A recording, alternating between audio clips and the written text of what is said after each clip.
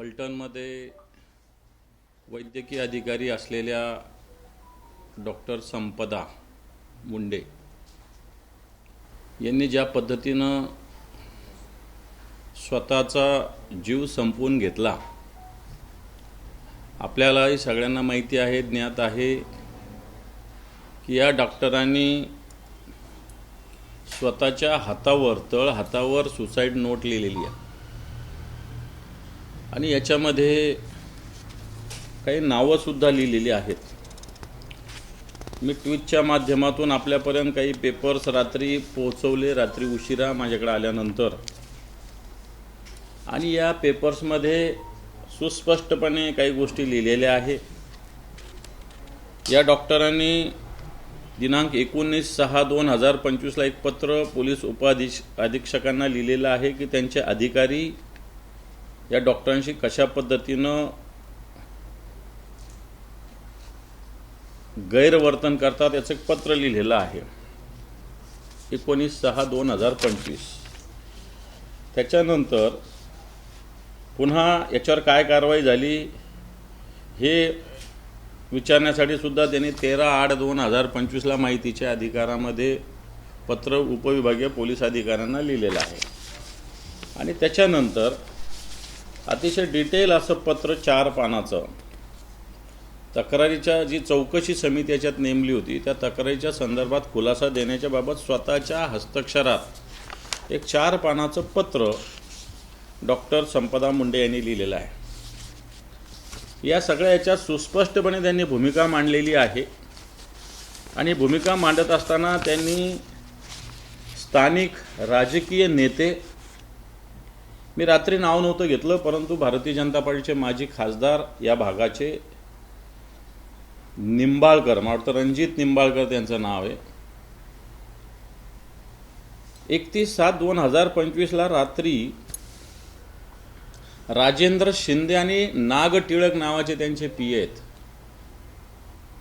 यांच्या फोनवर हे माजी खासदार त्या दिवशी डॉक्टर संपदा मुंडेंशी बोललेले आहे. आणि बोलण्याचा कशासाठी बोलले तर एक वाहतूकदार आहेत जो बीडचाच आहे, फीड अनफीड देण्याच्या विषयी बीडच्या नावाने त्यांना हिनवलं सुद्धा या PNE आणि पोलीस अधिकाऱ्यांनी. परंतु याच्यामध्ये सुस्पष्टपणे सत्तेचा माज दिसतो. भारतीय जनता पार्टीचे या भागाचे माजी खासदार या प्रकरणात सुस्पष्टपणे डॉक्टर संपदा मुंडे यांनी लिहिलेलं आहे की हे 2 PA आलेले होते आणि त्यांनी भारतीय जनता पार्टीचे जे कोणी माजी खासदार आहेत त्यांनी मला फोन देऊन माननीय खासदार बोलत आहे असे सांगितले. तेव्हा मी त्यांना फोनवर बोलत असताना मला विचारणा केली की मला असं वाटतं हे त्यांनी पूर्णपणे लिहिलेलं आहे, मी आपल्याला या सगळ्या गोष्टी पाठवलेल्या आहे किंवा पाठवतो. सांगण्याचा अर्थ असा की ज्या पद्धतीनं अशा पद्धतीनं आता या राज्यामध्ये भारतीय जनता पार्टीचं सरकार आहे, स्वतः या राज्याचे मुख्यमंत्री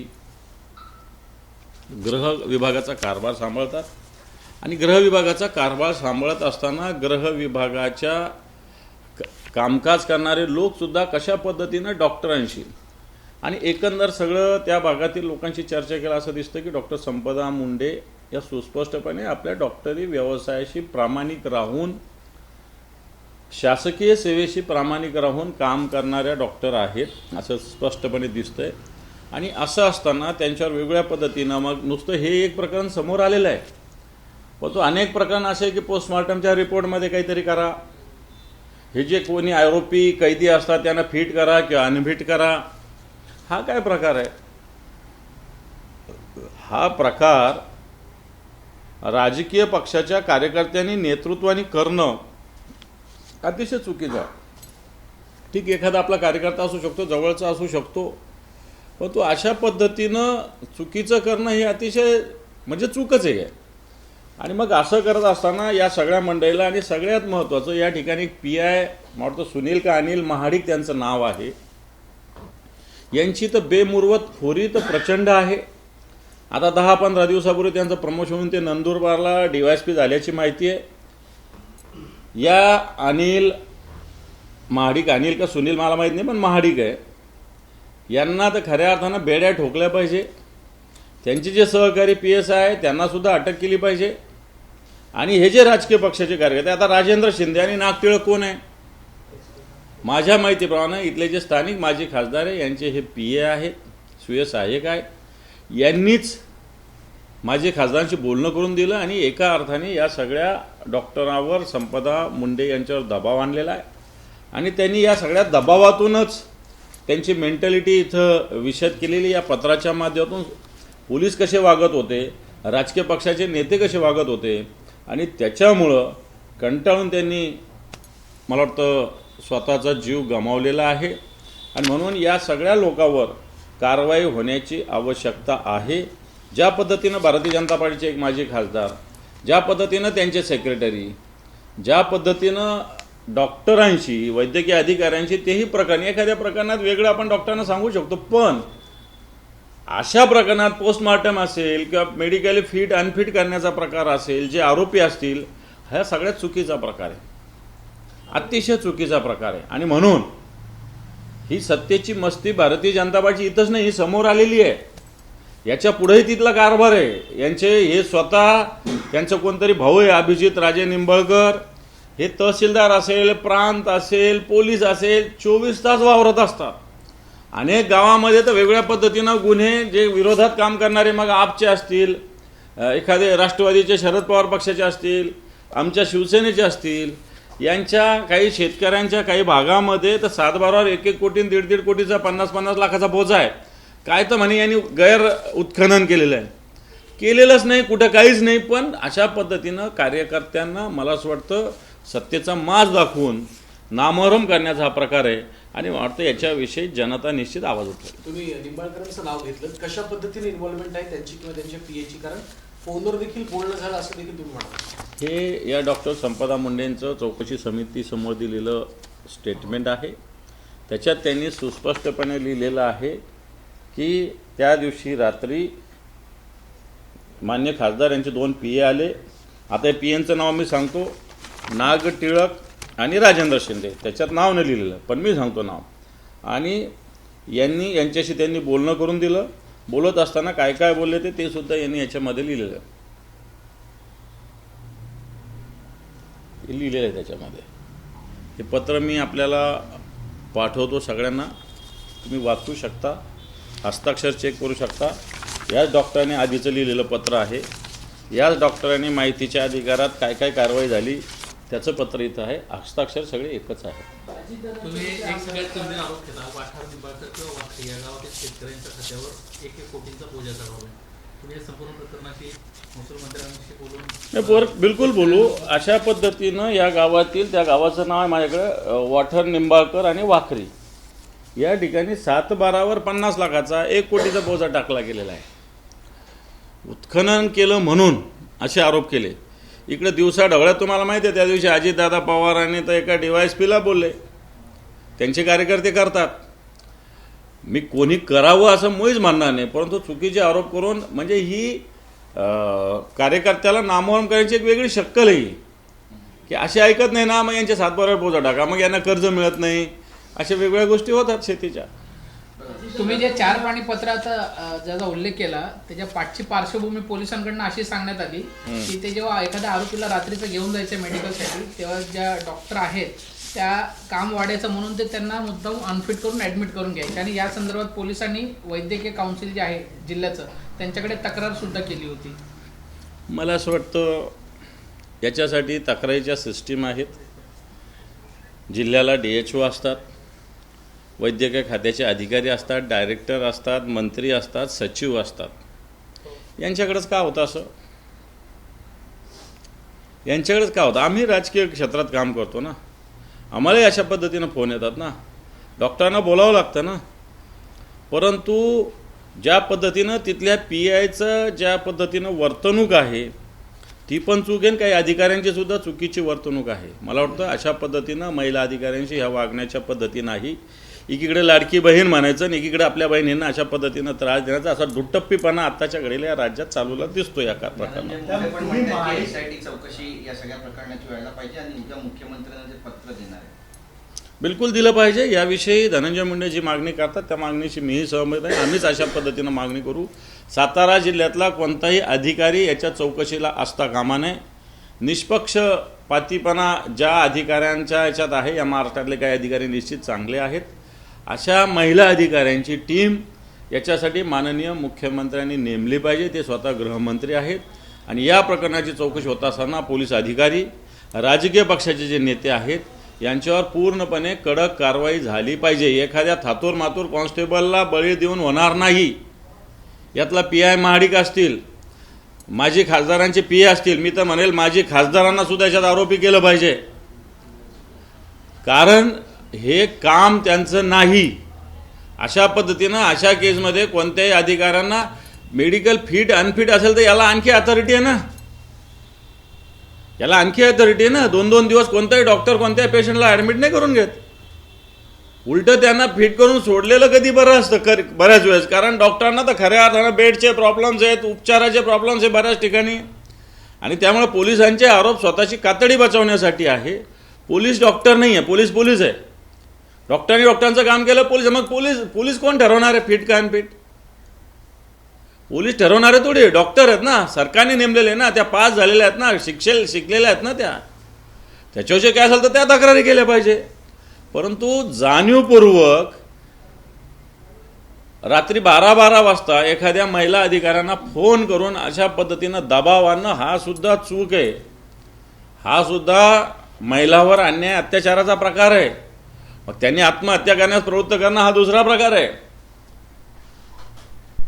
आणि म्हणून पोलीस काही जरी म्हणत असतील तरी या सगळ्या PIवर सुद्धा सगळ्यात आधी ते महाडिक कोण आहे त्याच्यावर गुन्हा दाखल झाला पाहिजे. हे खासदारांचे PA यांच्यावर गुन्हा दाखल, आणि मी तर म्हणतो माजी खासदारांना सुद्धा आरोपी केलं पाहिजे. या महाडिकांना हे सगळं प्रकार अगोदर माहिती होतं असं म्हणायचं का, की महाडिकांनी याकडे दुर्लक्ष केलं? महाडिकांना दिलेले पत्र इथं आहेत आधीपासूनचे, त्यामुळं दुर्लक्षच केलं. आज किती तारीख आहे? 26 आहे. परवा त्यांनी आत्महत्या केलेली आहे. त्याच्या आधीचे पत्र मी तुम्हाला मुद्दाम दाखवले ना. हे पत्र कितीचं? 19/6चं आहे. याच म्हणजे 6 म्हणजे जून महिना. नंतर त्यासाठी आठवण करून दिली त्यांनी की या चौकशीचं काय झालं. त्याचं सुद्धा पत्र त्यांनी समजा जून, जुलै, ऑगस्टमध्ये दिलेलं आहे. दोन्ही पत्र दिले त्यांनी. मग आठवण करून दिली ना त्यांना. याच्या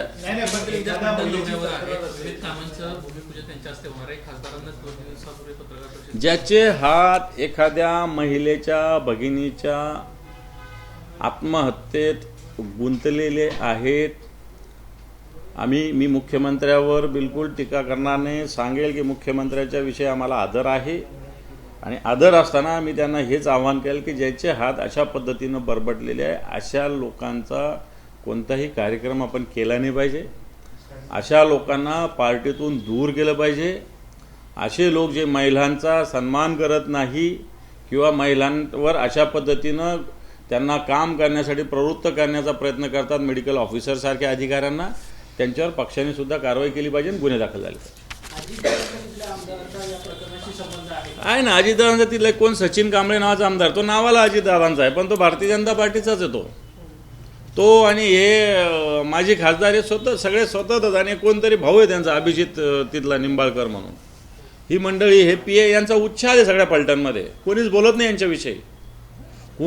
नाही यांच्याविषयी, परंतु यांनी उच्छाद फक्त फलटण शहरात नाही तर तालुक्यात मांडलेला आहे सगळा. दुसरं असं होतं की अहवाल अनुकूल येण्यासाठी पण फार मोठा दबाव होता असं होता त्याचा आरोप. हे पाहिजे, या पत्र तुम्ही वाचा, त्याच्यात सगळं लिहिलेलं आहे की या पद्धतीनं एका महिला अधिकाऱ्यांना अशा पद्धतीनं पोलीस अधिकारी असतील, राजकीय पक्षाचे नेतृत्व असतील, यांनी अशा पद्धतीनं एका चांगल्या निष्पक्ष महिला अधिकाऱ्याला दबाव टाकणं हे चुकीचं आहे. माझं म्हणणं आहे की आपण गुन्हा केला तर त्याची शिक्षा भोगायला आपण तयार असावं. कोणत्याही गुन्हेगाराला आपण पाठीशी घातलं नाही पाहिजे. ही भूमिका आपली सगळ्यांचीच असली पाहिजे, माझीसुद्धा असली पाहिजे. मी विरोधी पक्षात आहे, माझी असली पाहिजे, सत्ताधाऱ्यांची असली पाहिजे. शेवटी गुन्हेगार असतो, तो कोणाचाच नसतो. फलटणमधली ही घटना किंवा काही दिवसांपूर्वी मीरा बोरवणकर यांनी पोलिसांवरती केलेले आरोप आहेत. गृहमंत्र्यांची निष्क्रियता दिसून येते, गृह खातं लक्ष होताना. हे पण ज्या अर्थी PI दर्जाचा अधिकारी एक प्रमुख अधिकारी असतो कोणत्याही पोलीस स्टेशनचा. शेवटी SP किंवा CP हे सगळ्यात शेवटचा पर्याय असतो. सगळ्यात आधी सर्वसामान्य जनतेचा संबंध येतो PIशी. तो कोथले असेल, मुंबई असेल, फलटण असेल, नागपूर असेल, बुलढाणा असेल, कुठं का असेल, सगळ्यात आधी PI हा महत्त्वाचा अधिकारी आहे. आणि जर हा PI वैद्यकीय अधिकाऱ्यासारख्या जबाबदारी पार पाडणाऱ्या एका महिला अधिकाऱ्यांच्या विषयी असं वागत असेल, अशा पद्धतीनं वर्तणूक ठेवत असेल, अशा पद्धतीनं दबाव असेल, तर गृहमंत्री करतात काय? गृह विभाग करतो काय? बरं, ह्या तक्रारी ऑफिशियली आलेल्या आहे. त्या डॉक्टरांनी PIचे जे वरिष्ठ आहे त्यांच्याकडे तक्रारी केलेल्या आहेत. आणि मला असं वाटतं अशा तक्रारीकडे दुर्लक्ष केल्यामुळं हा प्रकार जर वेळीच या सगळ्या गोष्टीची दखल घेतली असती. तुम्ही खासदारांच्या सगळ्या कार्यकाळावरच प्रश्नचिन्ह उपस्थित करताय. मागच्या 2-3 वर्षांमध्ये रणजित नाईक निंबाळकर म्हणतायत की जूनमध्ये झालेलं हे वाद वेगळंच आहे, जाणीवपूर्वक वातावरण दूषित करण्याचं काम केलं जाते, प्रकरणाला राजकीय वळण दिलं जातं. काय राजकीय वळण आहे? त्या डॉक्टरने हातावर लिहिलेलं चूक आहे? त्या डॉक्टरने लिहिलेले पत्र चूक आहे? तिने याच्यात सुस्पष्ट लिहिलं. आता मी एवढं तुमच्यासमोर वाचत नाही मी, पण हे तुम्हाला पत्र देतो. त्यांनी पूर्णपणे या भगिनीने लिहिलेलं आहे तिची मानसिकता याच्यात काय काय झालेली आहे म्हणून. काय काय झालेली आहे याच्यात पूर्णपणे तिच्यात लिहिलेलं आहे. तिच्यात त्यानं स्पष्टपणे त्या खासदारांचं नाव लिहिलेलं आहे, माजी खासदारांचं नाव लिहिलेलं आहे. मी तुम्हाला सांगतो की माझ्याकडे तर तक्रारी अशा आल्या की ह्या खासदारांचा, माजी खासदारांचा इतका राजकीय दबाव आहे की कित्येक सामान्य माणूस यांच्या पक्षाचे नसल्यावर जर यांचा साधा गुन्हा असेल तर यांच्यावर 307 करा. यांच्या पक्षाच्या लोकांनी 307चा गुन्हा केला असेल तर त्याच्यावर 324 करा. मी तर म्हणतो या महाडिकांच्या काळातल्या मागच्या 2 वर्षातल्या काळातल्या सगळ्या गुन्ह्याची चौकशी पुन्हा एकदा झाली पाहिजे. आणि महाडिकच्या काळातली तर सगळीच झाली पाहिजे. महाडिक हा दलाल आहे, दलाल.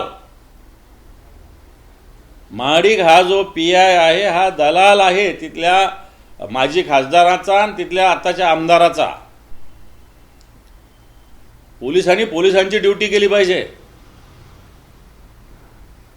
पोलिसांनी दलालीने एक 19-20 होऊ शकते एखाद वेळेस. थोडंसं एखाद्या बाजूला पारडं झुकू शकतं, पण कधी पूर्ण एकांगी पारडं नाही झुकू शकत कधीच. या महाराष्ट्रात तरी असं होऊ शकत नाही. या महाराष्ट्रातले पोलीस नाही आहेत तसे, असं माझं स्पष्ट मत आहे. पण हे काही महाडिकसारखे लोक आहेत ना, याच्यामुळं अख्खं पोलीस दल बदनाम होतं असं माझं मत आहे. त्यामुळे या महाडिक आहे ना हा दलाली करतो, हा बटीक झालेला आहे काही लोकांचा. याचं प्रमोशन पण थांबवावं, याच्यावर गुन्हा दाखल करावा आणि याच्यावर कारवाई करावी.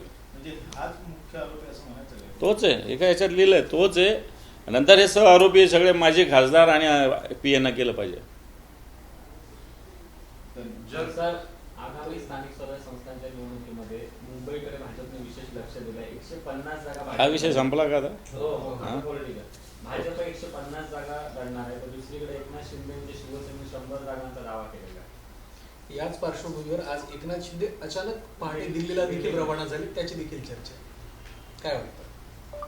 हे पहा, एकनाथ शिंदेंना दिल्लीला जाऊन काही होणार नाही, हात हलवत परत यावं लागेल.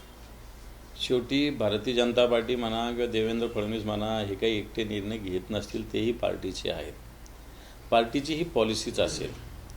आणि म्हणून एकनाथ शिंदे हे दिल्या भाकरीचे आणि सांगितल्या कामाचे, ग्रामीण भागातली म्हण आहे, दिल्या भाकरीचे आणि सांगितलेल्या जेवढी दिली तेवढी खायची, जेवढं सांगितलं तेवढं करायचं.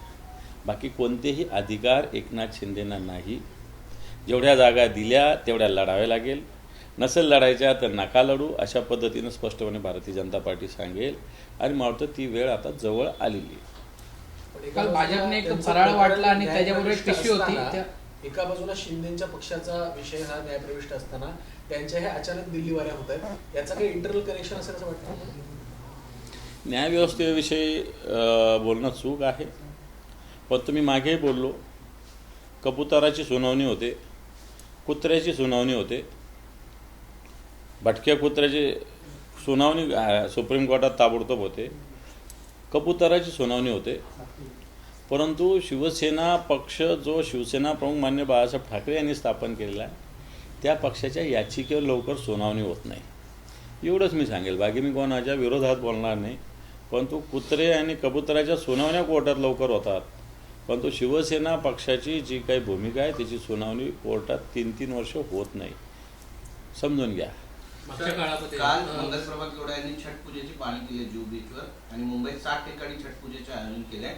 मतदारांना भुरळ घालण्याचा प्रयत्न उत्तर भारतीय हे भारतीय जनता पार्टी करतच आलेली आहे की या सगळ्या गोष्टीचं राजकीयकरण करणं. शेवटी पूजा आहे.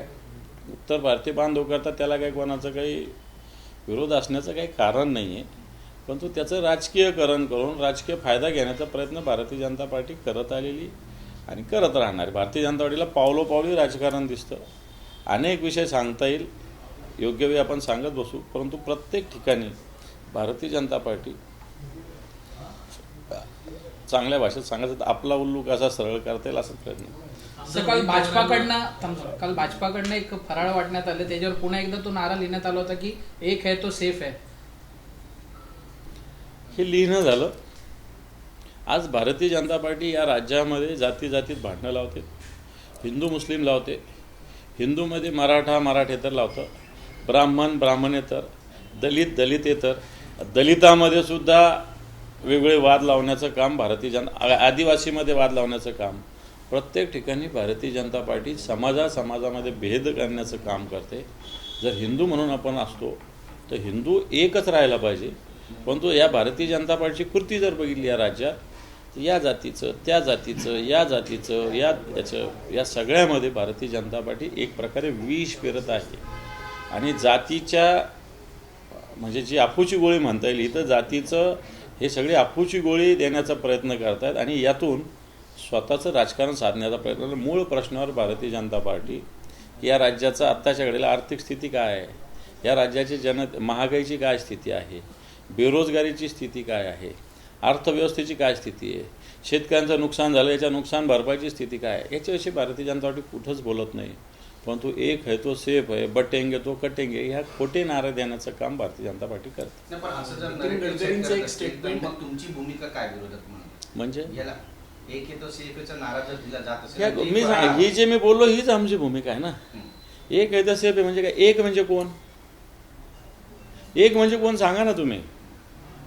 एक है तो सेफ म्हणजे धोका कोणाचा आहे? तुमचं सरकार या राज्यात, तुमचं सरकार आहे दिल्लीत.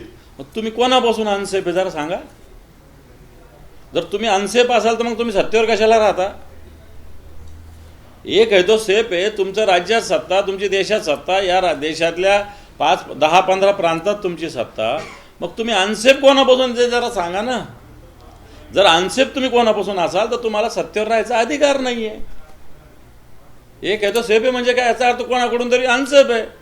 जर तुमची सत्ता असताना तुम्ही जर अनसेफ असाल मग सत्तेवर कशाला राहता? आपण हे सांगावंच लागेल, हे सांगू आम्ही जनतेला. त्यामुळे हे फक्त निवडणुकीसाठीचे अजेंडे आहे. लोकसभा झाली, वर्षभर शांत होते. आता बाकीच्या स्थानिक स्वराज्य असतात तर आता आठवतात त्यांना सेफ आहे, बटेंगे, कटेंगे, मस्जिदीवरचे भोंगे, हे आता आठवतो त्यांना. गोरक्षा आता आठवते. मस्जिदीवरच्या भोंग्यांचा विषय घेणारे राज ठाकरे तर आता तुमच्या सोबत आहेत. मस्जिदीच्या भोंग्यांचा विषय घेणारे राज ठाकरे आता तुमच्या सोबत आहेत. असू द्या ना. भोंग्याचा विषय मी काय म्हणतो, राजसाहेबांनी मांडलेला मुद्दा हा भोंग्याच्या डेसिबलचा आहे आणि तो सरकारने तेव्हाच पाळला. खरं तर उद्धवजींच्या सरकारच्या काळातच त्यांनी सांगितला होता. ओके आहे, ते सुप्रीम कोर्टाने आदेश दिला, त्याची अंमलबजावणी केली पाहिजे. पण भारतीय जनता पार्टीचे लोक कुठं मस्जिदवर जातात. राजसाहेब कोणत्या मस्जिदवर गेले का काढायला? किरीट सोमय्या मस्जिदवर जातो भोंगा घेऊन, असा काढून आणल्याचा दाखवतो. कुठं हातोडा घेऊन जातो, त्याच्या काय बापाचं राज सगळीकडे चालू आहे. कुठं हातोडा घेऊन जातो, अरे कॉर्पोरेशन आहे हातोडे मारायला, पोलीस आहे भोंगे काढायला, भारतीय जनता पार्टी कशाला लागते? लोकांमध्ये वाटला जातोय. लोकांना तुम्ही काय आवाहन करू इच्छिता?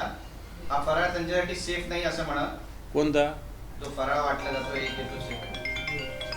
हे बघ, फराळ वाटताना एक आहे तर सेफ आहे म्हणायची काय गरज आहे?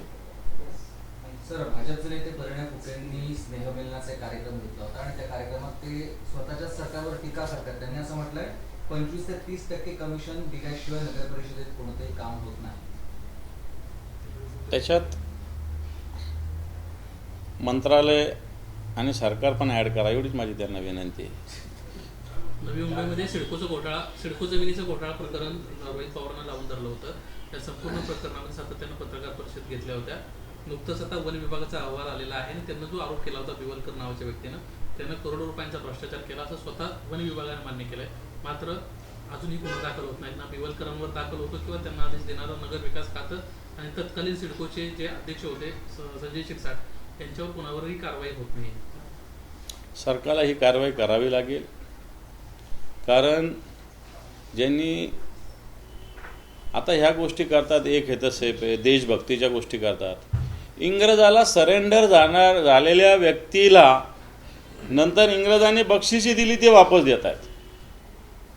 कोणती देशभक्ती आहे?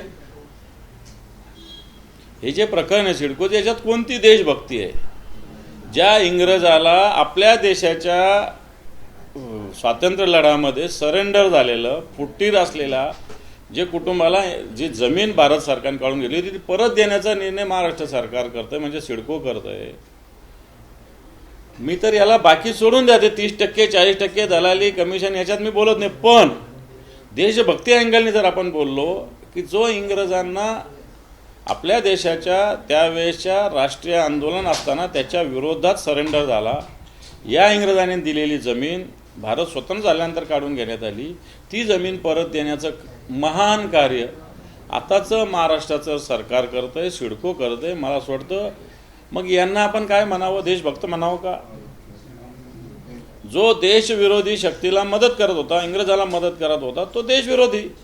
आणि देशविरोधाची जमीन काढून घेतलेल्या भारत सरकारची जमीन परत महाराष्ट्र सरकार सिडको देतंय, तो देशप्रेमी देशभक्त कसा होऊ शकतो?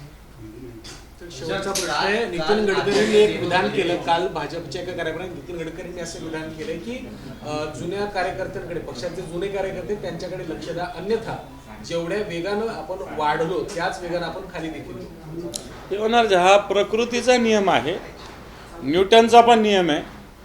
जेवढं दाबलं तेवढं वर जातं, जेवढं वर गेलं तेवढं खाली येत असतं. हा प्रकृतीचा नियम आहे, न्यूटनचा नियम आहे.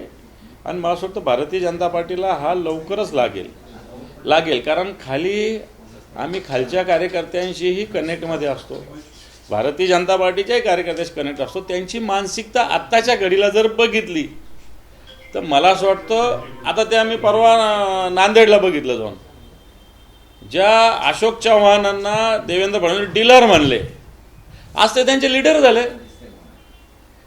तिथले लोक कसे ॲक्सेप्ट करतील की ज्यांनी पूर्ण 5-25 वर्ष शंकरराव चव्हाण, अशोकराव चव्हाण यांच्यावर जर लढा दिला, आज तेच अशोकराव चव्हाण त्यांचे नेते आहेत. असं अनेक ठिकाणी आहे. आणि म्हणून न्यूटनच्या नियमानुसार या सगळ्या जेवढी भरती होती तशी ओटी सुद्धा होत असती, लक्षात ठेवा. सर, राज्य सरकारनं मराठवाड्यातील पूरग्रस्तांसाठी मदत जाहीर केली होती आणि दिवाळीकडून पूर्वी मदत देऊ असं आश्वासन दिलं होतं, पण अद्यापपर्यंत ही काही मदत पोहोचली नाही. राज्य सरकारचं फक्त आमिष होतं, फक्त हवेतील आश्वासन होतं म्हणायचं का? राज्य सरकारने जो 31,500 कोटीचं पॅकेज जाहीर केलेलं हे फसवं पॅकेज आहे. मुख्यमंत्र्याची आणि अजितदादा आणि एकनाथ शिंदे साहेबांची त्या दिवशी पत्रकार परिषद बघा. त्यांनी शेतकऱ्यांना 3 हेक्टरला किमान मर्यादेमध्ये, कोरडवाहूला 18,500 रुपये आणि बागायतीला वेगळं आणि बाकी जे फळबाग आहे त्याला वेगळं, अशा पद्धतीनं. पण आत्ताच्या घडीला सगळ्यांना नाही, पण काही लोकांना 8,500 रुपये आलेले आहे, हेही कबूल केलं पाहिजे. पण सरकारने घोषणा केलेली होती वेगळी, अध्यादेश वेगळा, प्रत्यक्षात मदत वेगळी आहे. याच्या विरुद्ध, कारण दिवाळीच्या आधी हा सगळं देणार असं सांगितलं होतं. खडून गेलेल्या जमिनीला सुद्धा 3.5 लाख रुपयाची घोषणा केली आहे, परंतु NDRFचे निकषाचे 47,000 रुपये सुद्धा अजून आलेले नाही. आणि म्हणून ही घोषणा फसवी आहे, हे पॅकेज फसवं आहे. याचं लवकरच शिवसेनेच्या वतीनं गावोगाव जाऊन पोस्टमार्टम करण्यात येणार आहे. आम्ही 2-3 दिवस अजून वाट बघतोय आणि नंतर या सगळ्या विषयात मराठवाड्यामध्ये गावोगाव जाऊन शिवसेना या सगळ्या पॅकेजचं पोलखोल करणार. थँक्यू.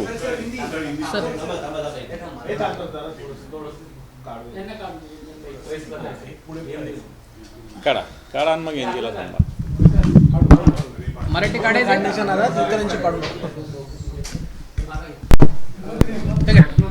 हो खोबरे काढायचं तुमचं.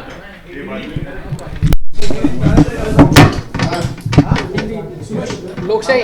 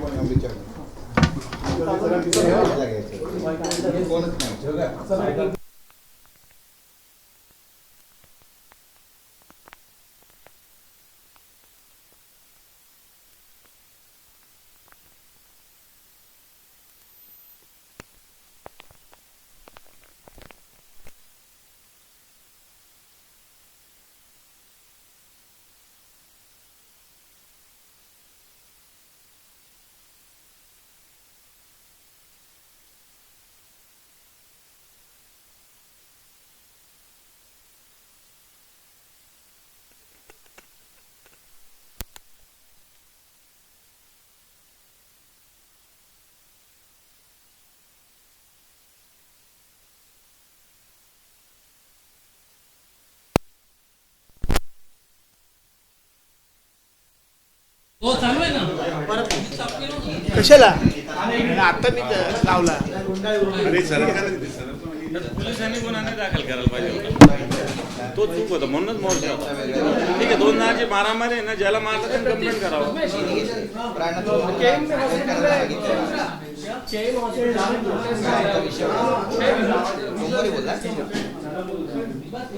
ओके ओके ठीक आहे. आज काय करताय का? हा ओके ओके. कुठली करू ना मग. कधी करायचं आज आहे वेळ. आम्ही पण उद्या सकाळी जाईल. संध्याकाळी जाऊ. ऑफिस कुठे आहे? इथे नाही येते ना मग कामाचे मंडल आता खरं ठरलं तर आता इकडं चालू केलं असतं आपण, पण आता नको एवढं. हो दे ना. 2 दिवस जाऊ दे मग.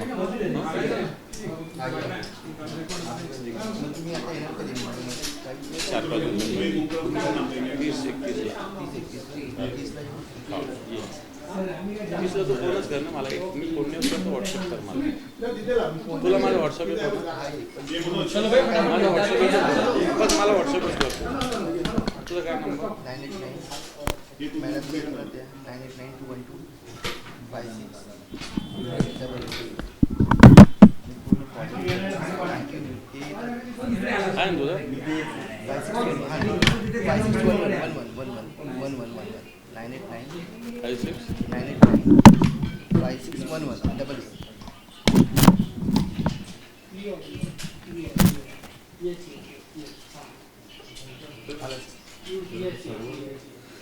माझा आहे ना, मला व्हॉट्सअप कर या फोनवर.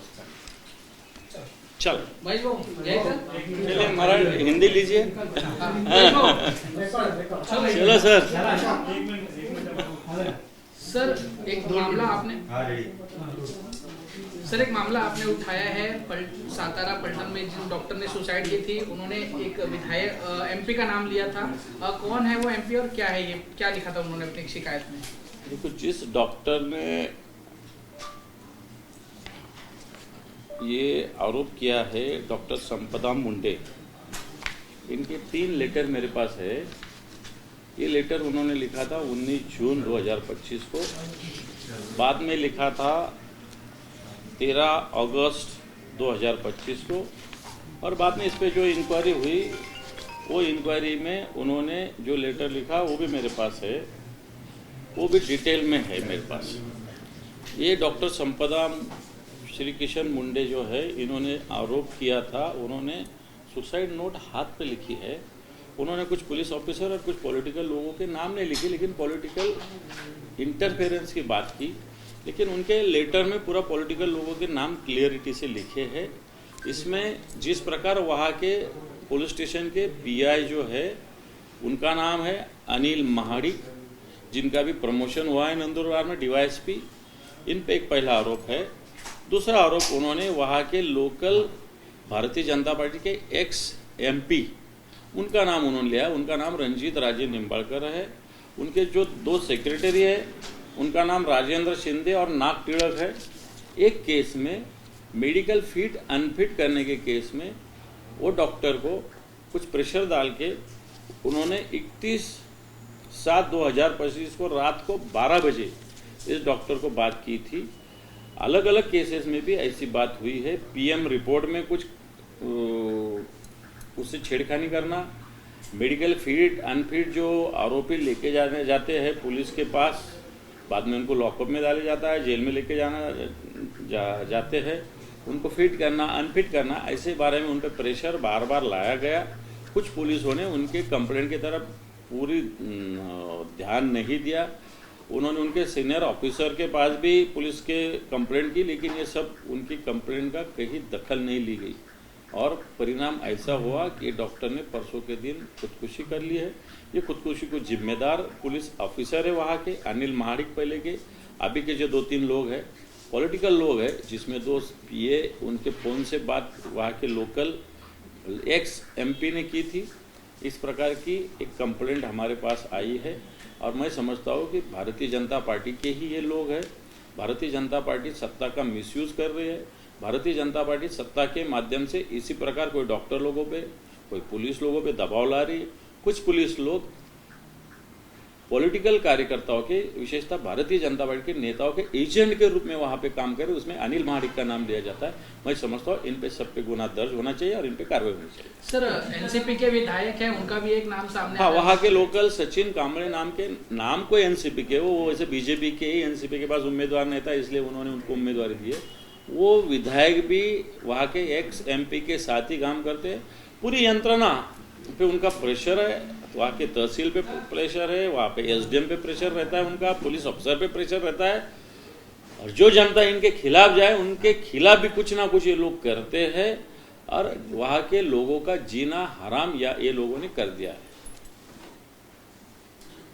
सर पुलिस ने इस जो पत्र आप दिखा रहे हैं, पुलिस ने उस संदर्भ में कहा है कि जो डॉक्टर हैं वो नाइट शिफ्ट में रहते थे और पुलिस अगर आरोपी को लेके जाते थे तो अपना काम टालने के लिए वो उनको अनफिट घोषित करके एडमिट कर लेती थी और इसकी शिकायत पुलिस विभाग द्वारा जो मेडिकल काउंसिल है उनसे भी की गई थी।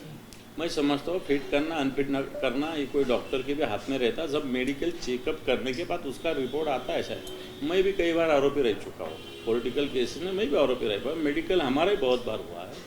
ऐसा कुछ कभी नहीं हो सकता। डॉक्टर जो रिपोर्ट आती है उस पर मेडिकल फिट और अनफिट ठहरता है। कोई डॉक्टर ऐसा फिट को अनफिट नहीं कर सकता और अनफिट को फिट नहीं कर सकता।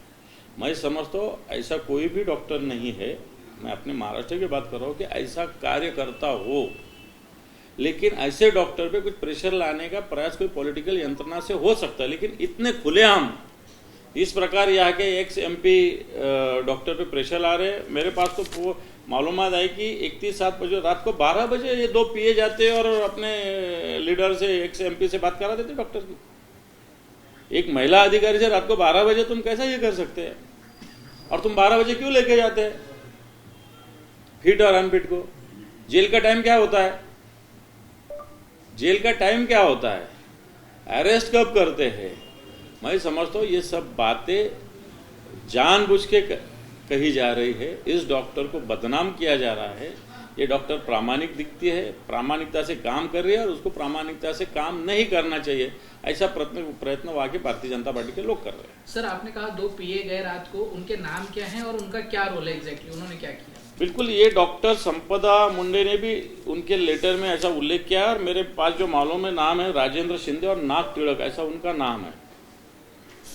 ये जो दोनों एक्स MP उनके PA राजेंद्र शिंदे और नाग टिड़क, और इन्होंने एक बार नहीं अनेक बार ऐसे किया है। मैं तो समझता हूँ पिछले 2-3 साल के पूरे पुलिस स्टेशन में जो दर्ज प्रकरण है उसकी पूरी इंक्वायरी होने की आवश्यकता है। वो महाडिक पे कार्रवाई की आवश्यकता है, ये 2 PA पे कार्रवाई की आवश्यकता है और एक्स MP जो है उन्होंने भी फोन पे इसको ये डॉक्टर को डराया धमकाया, उनके भी कार्रवाई की जरूरत है। मैं समझता हूँ ये लोग ही एक डॉक्टर के आत्महत्या को कारणीभूत है। सर आपने कहा महाडिक पूरी तरीके से बीजेपी का काम करते थे, पुलिस अधिकारियों के थोड़ा डिटेल में बताएंगे विस्तार में किस तरीके जो से? महाडिक है वो ये पॉलिटिकल लोगों का एजेंट रूप से काम कर रहा है। ऐसे महाराष्ट्र में बहुत सारे पुलिस स्टेशन में ऐसा हो रहा है, सब नहीं हो रहे हैं। कुछ लोग प्रामाणिक है, प्रामाणिकता से काम करते हैं। महाराष्ट्र पुलिस की एक इमेज है, एक प्रतिमा है। हम अपोजिशन में तो भी हम कहते हैं इतने अधिकारी ऐसे हैं कि जिसने सीएम ने भी बोला तो भी नहीं सुनेंगे, ऐसे अधिकारी है, रहना चाहिए। बोले तो गलत बोले तो अपने सीएम बोलेंगे नहीं, ये भी मेरे को विश्वास है, लेकिन कोई लोगों ने ऐसे प्रकार का गलत किया तो नहीं सुनने वाले लोग भी इस महाराष्ट्र में पुलिस में है।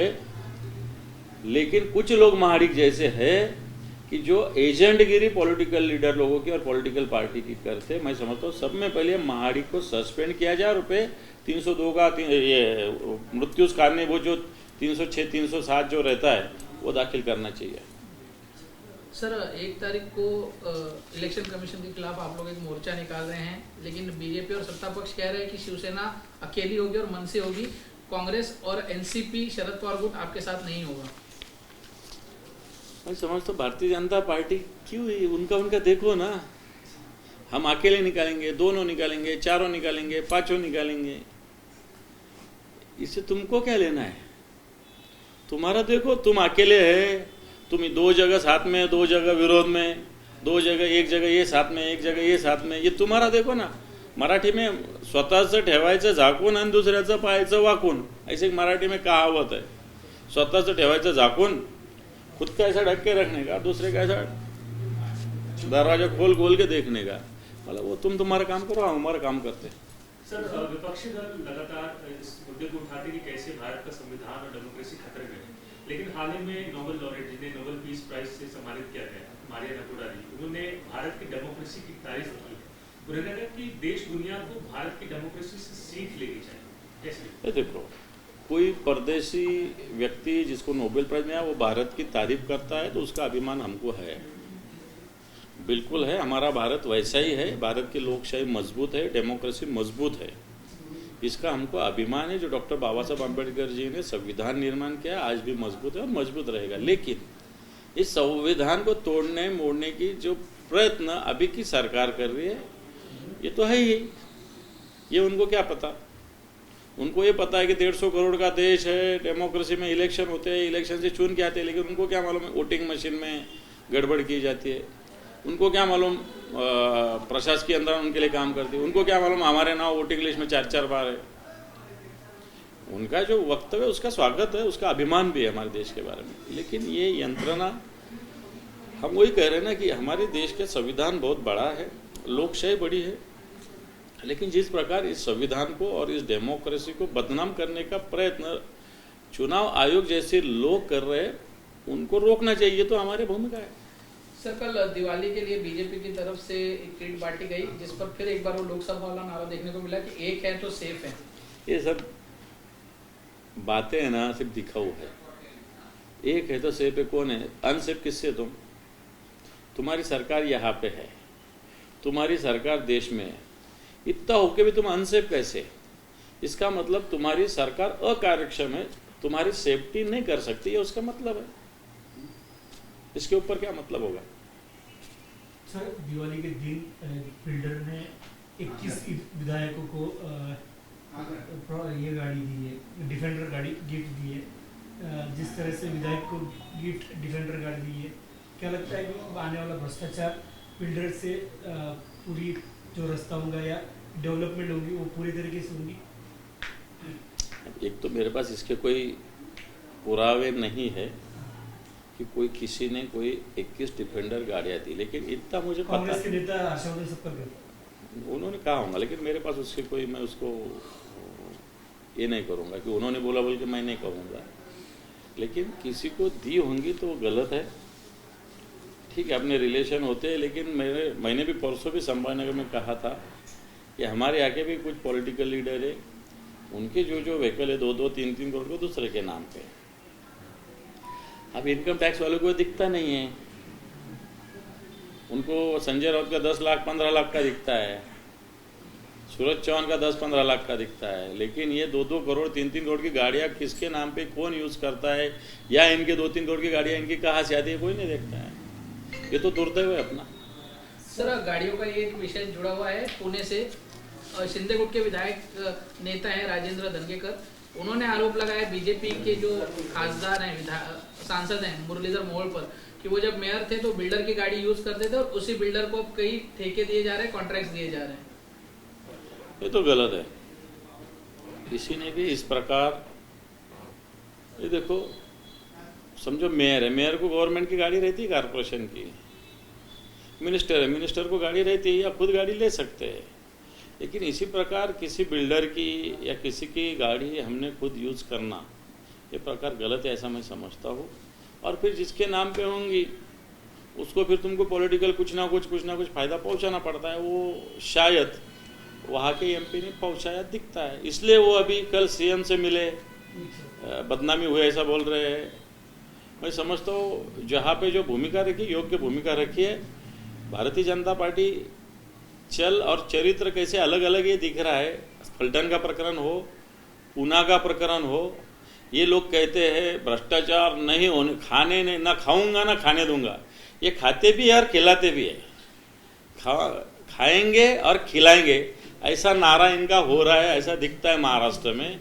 अनेक केसेस में बताऊंगा, अभी वक्त नहीं, लेकिन जो पूना का प्रकरण है, मैं खाऊंगा भी और खिलाऊंगा भी। वो जैन हॉस्टल था, 1950-55 का हॉस्टल है, वो भी बेचने को निकाले। धर्मादाय आयुक्त 1 मिनट में परमिशन देता है। ऐसे अनेक केसेस है। लेकिन भारतीय जनता पार्टी के नेता जो नरेंद्र मोदी कहते हैं कि नहीं खाऊंगा ना खाने दूंगा, लेकिन अभी खाऊंगा और खिलाऊंगा, ऐसा ये मुरलीधर मोहोळ की केस से दिख रहा है पुनः।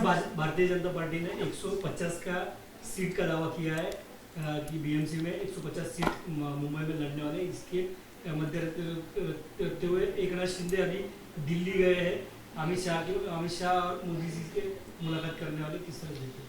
कुछ नहीं होता, भारतीय जनता पार्टी पूरी रणनीति के तहत कहती है। ऐसा कुछ नहीं, मोदी जी ने ठहराया वही नीचे तक आता है, ये कोई नीचे के कोई ठहराते नहीं है। इसलिए एकनाथ शिंदे कहीं भी गए तो कुछ नहीं होगा। जो भारतीय जनता पार्टी ने तय किया है वही होगा। जितना भारतीय जनता पार्टी कहेगी उतना लड़ना पड़ेगा, नहीं तो नहीं लड़ो। ऐसी भारतीय जनता पार्टी का भूमिका रखेंगी। तुम दिल्ली में जाओ नहीं तो और कोई जाओ, कुछ नहीं होगा उससे। लेकिन बीजेपी का जो कॉन्फिडेंस ही ओवर कॉन्फिडेंस लग रहा है, 150 का नारा दे रहे हैं। ऐसे क्या कोई भी रख सकता है, लड़ सकता है ना। अभी हम शिवसेना ने पूरे 223 की तैयारी की है, 226 की। लड़ने की ताकत तो हर पार्टी की होती है, लेकिन जीतना भी जरूरी है ना। सर, महानगर पालिका की बात निकली है, लेकिन आप ही की अलायंस पार्टी है, आपके साथ जो है कांग्रेस, उनके वरिष्ठ नेता एक तरीके से संकेत दे रहे हैं कि महानगर पालिका चुनाव में वो अकेले लड़ेंगे, आपके साथ नहीं होंगे। अभी किसी ने भी ऑफिशियली कुछ भी नहीं कहा है, ये आपकी मीडिया की चर्चा है। कोई पार्टी के ऑफिशियल लोगों ने कुछ भी ऐसी बात नहीं रखी है। हम साथ में आंदोलन कर रहे हैं, जहाँ जहाँ पॉसिबल है साथ में लड़ने का प्रयास करेंगे। एबीपी माझा, उघडा डोळे बघा नीट।